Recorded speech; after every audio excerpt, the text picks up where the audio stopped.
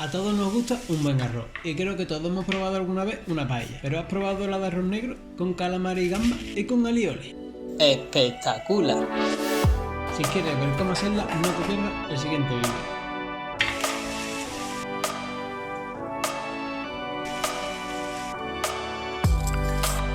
Los ingredientes principales que necesitaremos son un caldo de pescado, arroz redondo y mariscos como pueden ser gambas, sepia y calamares o chipirones. Y como no, un sofrito de verdura con tomate y ajo, indispensable en una paella. Prepara unos tomates y córtalos en pequeños cubos, más o menos uniformes. Pica un poco de ajo y resérvalo hasta que empieces a cocinar. Ahora hay que preparar el marisco, limpiarlo y trocearlo correctamente. Todos sabemos pelar una gamba así y en 3 pasos. Bueno, es fácil, solo coge de la cabeza sutilmente y haz un giro para que salga insofacta. Coge de las patas y tira hacia atrás y solo te quedará esta parte que con un buen pellizco en la cola y estirando saldrá sola. Hay que decir que esto solo pasa si las gambas son frescas.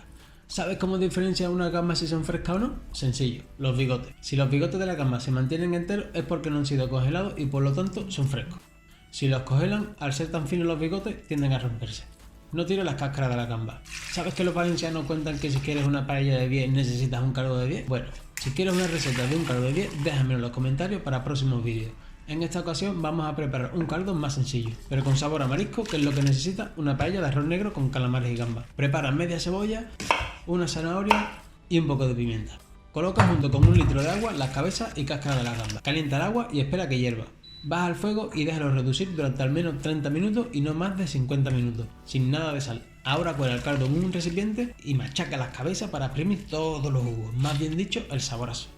Añádele un sobre de tinta de calamar y remueve enérgicamente para que se diluya. Reserva para el final, chan chan chan. Vamos con la sepia. Estos tentáculos más largos tienen una textura distinta, pero a diferencia de las aletas no dejan un buen sabor para paladar, y las aletas sí. Lo primero es cortar por encima de los brazos y extraer el pico. Retira los tentáculos más largos y para los brazos sepáralo con el cuchillo y déjalo picado del mismo tamaño que el tomate. Con las manos separa las aletas sin hacer demasiada fuerza. La sepia, los calamares, les recubre una fina tela viscosa y es aconsejable retirar la mayor parte. Como dije antes, al tener otra textura, lo recomendable es trocear más pequeño que la otra parte de la sepia, así se cocinará más rápido y mejor. Para la sepia cortan unos cubos y siguiente paso. Al rico chipirón. Recomiendo lavar concienzudamente los calamares. Lo suyo es un bol con suficiente agua fría y sumergirlos brevemente para limpiar perfectamente. Retira toda la tela que tenga el color característico del chipi y las pequeñas aletas. Continúa quitando el pico con las mismas manos, haciendo un poco de presión justo aquí, entre los ojos y encima de los brazos y saldrán fácilmente. Ahora saldrá la bolsa de su interior y el cartílago que lleva dentro. Sumergimos para seguir lavando y terminando dando la vuelta para dejarlo totalmente limpio. Es la mejor forma de tener tus calamares o chipirones bien limpios y listos para cocinar. Lo más fácil, trocea del mismo tamaño que la sepia. Los brazos con dar un corte por la mitad si no son muy grandes es suficiente. Una vez preparado ya la mise en place, coloca una buena cantidad de aceite de oliva y cuando esté caliente añade el ajo y sofríe 2 minutos. Añade la sepia a fuego medio alto y deja sofreír 4 minutos según el tamaño que lo hayas cortado. Añade los calamares troceados con un poco de sal y pimienta negra. Mezcla todos los ingredientes manteniendo un fuego medio, mientras remueve para que se cocinen de forma homogénea. Cuando haya perdido su mayor contenido en agua y quede marcado el marisco, añade el tomate y un poco de sal. Cocina hasta que el tomate se haya integrado totalmente en la paella. Ahí va un truco del chef valenciano maestro de las paellas.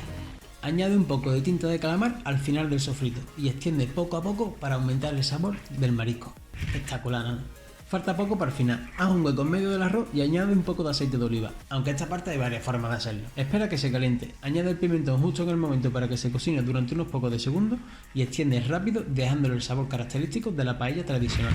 Puedo decir con seguridad que hay pequeños detalles diferentes en cómo hacer una paella, pero lo más importante es que todas están buenas. Coloca el arroz en la paella. Mueve poco a poco durante algunos minutos para que vaya cogiendo el sabor del sofrito, manteniendo una temperatura media. Cuando ya tengas marcado el arroz, es el momento de añadir las gambas y dejarlo al punto de sal. Mezcla y cocina durante 2 o 3 minutos para dejarlas bien marcadas. Ahora sí, añade el fumé con la tinta y mueve suavemente para que todos los ingredientes se mezclen entre sí y te quede una paella de 10. Bueno, de 9. Sube el fuego al máximo en el momento de poner el caldo y deja reducir los próximos 7-8 minutos hasta que veas el grano de arroz asomarse por el caldo. Es el momento de bajar la temperatura al mínimo. No te preocupes si ves que te queda alguna parte más seca. Resérvate siempre un poco más de caldo y siempre lo puedes añadir poco a poco. No mover la paella es la mejor forma de cocinar el arroz de manera uniforme y que quede con una estética plana, característica de la paella española.